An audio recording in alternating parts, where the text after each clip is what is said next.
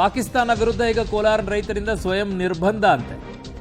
ಕೋಲಾರದಿಂದ ಪಾಕಿಸ್ತಾನಕ್ಕೆ ಟೊಮ್ಯಾಟೊ ರಫ್ತು ನಿರ್ಬಂಧ ಹೇರಲಾಗಿದೆ. ಈಗ ಪ್ರತಿದಿನ 900 ಟನ್ ಟೊಮ್ಯಾಟೊ ಸರಬರಾಜು ಮಾಡ್ತಾ ಇದ್ರು ರೈತರು.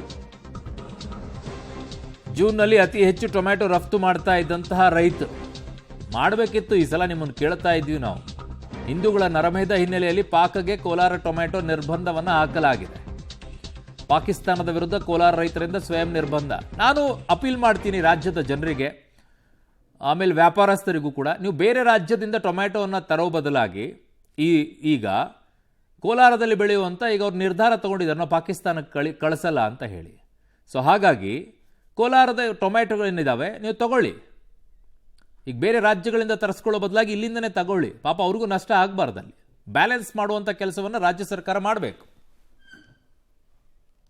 ಟೊಮೊಟೊಗೂ ಪಾಕಿಸ್ತಾನಕ್ಕೂ ಹಲವು ವರ್ಷಗಳ ನಂಟು ಇರ್ತಕ್ಕಂಥದ್ದು. ಅದರಂತೆ ಕಳೆದ ಹಲವು ವರ್ಷಗಳಿಂದ ಕೋಲಾರದ ಟೊಮೊಟೊವನ್ನು ಪಾಕಿಸ್ತಾನಕ್ಕೆ ರಫ್ತು ಮಾಡ್ತಾ ಇಲ್ಲ. ಈ ಮಧ್ಯೆ ಏನು ಪಹಲ್ಗಾಮ್ ದಾಳಿ ಬಳಿಕ ಕೋಲಾರದ ರೈತರು ಟೊಮೊಟೊವನ್ನು ನಾವು ಪಾಕಿಸ್ತಾನಕ್ಕೆ ಕಳಿಸ್ಕೊಡೋದೇ ಇಲ್ಲ ಅನ್ನೋ ಒಂದು ಶಪಥವನ್ನು ಮಾಡಿದ್ದಾರೆ. ಇನ್ನು ನಾವಿವತ್ತು ಕೋಲಾರದ APMC ಮಾರುಕಟ್ಟೆಯಲ್ಲಿದ್ದೇವೆ. ಆ ಒಂದು ರೈತರನ್ನ ಮಾತಾಡ್ಸೋಣ. ಈಗಾಗಲೇ ಬೆಲೆ ಕೂಡ ಕುಸಿತ ಆಗಿದೆ, ಜೊತೆಗೆ ರೈತರು ಕೂಡ ಕಂಗಾಲಾಗಿದ್ದಾರೆ. ಆದರೂ ಸಹ ಪಾಕಿಸ್ತಾನಕ್ಕೆ ನಾವು ಇಲ್ಲಿನ ಟೊಮೊಟೊವನ್ನು ರಫ್ತು ಮಾಡಲ್ಲ ಅನ್ನುವಂಥ ಮಾತುಗಳು ಸದ್ಯ ರೈತರ ವಲಯದಲ್ಲಿ ಕೇಳಿಬರ್ತಾ ಇರ್ತಕ್ಕಂಥದ್ದು. ಈ ಬಗ್ಗೆ ಸಾಕಷ್ಟು ಜನ ರೈತರು, ಹೋರಾಟಗಾರರು ಎಲ್ಲರೂ ನಮ್ಮ ಜೊತೆಗಿದ್ದಾರೆ. ಅವ್ರನ್ನೂ ಮಾತಾಡ್ಸೋಣ. ಸರ್, ರೇಟ್ ಹೆಂಗಿದೆ ಸರ್ ಟೊಮೊಟೊ? ಈಗ ಬೆಲೆ ಕಡಿಮೆ ಆಗಿದೆ. ಸುಮಾರು 4 ತಿಂಗಳಿಂದನೂ ಬೆಲೆ ಕುಸಿತ ಆಗಿದೆ. ಮುಂದೆ ನಾವು ನಮ್ಮ ರೈತರು ಹೆಂಗೆ ಅಂತಂದರೆ ಎಲ್ಲೋ ಒಂದು ಆಸೆ, ಏನೊಂದು ಮಾಡ್ತಾಯಿದ್ರೆ ಏನೋ ಒಂದು ತಿಂಗಳಲ್ಲಿ ಬರ್ಬೋದು, ಮುಂದಿಂದ ಏನೋ ನಮ್ಗೆ ಆರ್ಥಿಕ ಆಗ್ಬೋದು ಅನ್ನೋದೊಂದು ಆಸೆ ಇರುತ್ತೆ. ಆ ಆಸೆಯಿಂದ ನಾವು ಮಾಡ್ತಾನೆ ಇರ್ತೀವಿ. ಇದೊಂಥರ ಪಾಕಿಸ್ತಾನಕ್ಕೆ ಟೊಮೊಟೊ ಕಳಿಸ್ಕೊಡ್ತಾರೆ ಅಲ್ಲ, ಈ ಹಿಂದೆ ಹೋಗ್ತಿತ್ತು. ಈಗ 2017ರಲ್ಲಿವರೆಗೂ ನಿರಂತರವಾಗಿ ಹೋಗ್ತಿತ್ತು. ಯಾವುದೇ ಅಡೆತಡೆ ಇರಲಿಲ್ಲ. ಸರ್ಕಾರ ಕೂಡ ಅದಕ್ಕೆ ಬದ್ಧವಾಗಿ ವಹಿವಾಟ ಇತ್ತು. 2017ರಲ್ಲಿ ಸರ್ಜಿಕಲ್ ಸ್ಟ್ರೈಕ್ ಆದಮೇಲೆ ಯಾಕೆ ಕೊಡಬೇಕು ಅನ್ನೋದು ನಮ್ಮ ರೈತರಲ್ಲೂ ಬಂತು, ಚರ್ಚೆಗಳಾಯಿತು.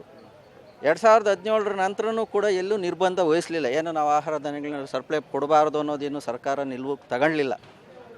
ಆದರೂ ಕೂಡ ನಮ್ಮ ರೈತರಿಗೆ ನಾವು ಕೊಡಬಾರ್ದು ಅನ್ನೋ ಉದ್ದೇಶ ಇತ್ತು.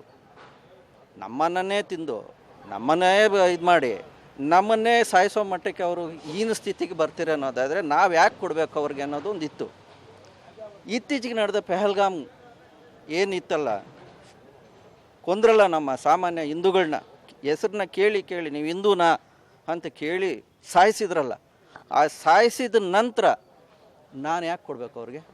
ಯಾಕೆ ನಾನು ಅವ್ನು ತಗೊಂಡ್ರೇ ನಾನು ಬದುಕ್ತೀನ? ಹಾಗಾಗಿ ನಾನು ಕೊಡೋದೇ ಬೇಡ. ನೀವು ಸರ್, ಟೊಮೊಟೊ ಇಲ್ಲಿಂದ ಸಾಕಷ್ಟು ಸರಬರಾಜು ಆಗ್ತಾಯಿತ್ತು, ಟನ್ಗಟ್ಟಲೆ ಹೋಗ್ತಾ ಇತ್ತು. ಇತ್ತೀಚೆಗೆ ಸ್ಟಾಪ್ ಆಗಿರ್ತಕ್ಕಂಥದ್ದು. ನೆಕ್ಸ್ಟು ಕೊಡಲೂಬಹುದು ಅಥವಾ ಕೊಡದೇನೂ ಇರ್ಬೋದು. ನೀವೇನಂತೀರಿ? ಇಲ್ಲ, ನಾವು ಯಾವುದೇ ಕಾರಣಕ್ಕೂ ಪಾಕಿಸ್ತಾನಕ್ಕೆ ನಮ್ಮ ತರಕಾರಿನಾಗಲಿ ನಮ್ಮ ಟೊಮೆಟೊನಾಗಲಿ ಯಾವುದೇ ಕಾರಣಕ್ಕೂ ನಾವು ಕೊಡಕ್ಕೆ ರೆಡಿ ಇಲ್ಲ. ಕಾರಣ ಏನಂತಂದರೆ ಅವರು ಪದೇ ನಮ್ಮ ಸೈನಿಕರ ಮೇಲೆ ದಾಳಿ ಮಾಡೋದಾಗಿರ್ಬೋದು, ಏನು ಕಾನೂನನ್ನು ಉಲ್ಲಂಘನೆ ಮಾಡಿ ನಮ್ಮ POK ನಮ್ಮದಿದ್ರು ಕೂಡ ನಮ್ಮದಂತೇಳಿ ದಾಳಿ ಮಾಡೋದಿರ್ಬೋದು, ನಮ್ಮ ಸಾಮಾನ್ಯ ಪ್ರಜೆಗಳ ಮೇಲೆ ಇಲ್ಲ ಸಲ್ಲದ ದೌರ್ಜನ್ಯ ಮಾಡಿ ದಬ್ಬಾಳಿಕೆ ಮಾಡಿ ಅವ್ರ ಸೈನಿಕರನ್ನ ಏನೋ ನಕ್ಸಲೈಟ್ ಹುಟ್ಟಾಕಿ ನಮ್ಮ ದೇಶದ ಮೇಲೆ ಪದೇ ನಮ್ಮ ಸಾಮಾನ್ಯ ನಾಗರಿಕರನ್ನ ಅವರು ಏನೋ ಟೂರಿಸಮ್ ಹೋಗಿದ್ರಾಗನ ಅಲ್ಲಿ ವಿನಾಕಾರಣ ಅವರನ್ನು ಏನೋ ಬರೀ 7 ದಿವಸ ಆಗಿದೆ ಒಂದು ಲೇಡಿ ಮದುವೆಯಾಗಿ ಅಟ್ಲೀಸ್ಟ್ ಆ ಕೃತಜ್ಞತೆ ಬೇಡ, ಒಂದು ಹೊಸದಾಗಿ ಮದುವೆ ಆಗಿರೋ ಹುಡುಗನ ಸಾಯಿಸಾಕಿ ಆ ಹುಡುಗಿ ಭವಿಷ್ಯ ಏನಾಯಿತು?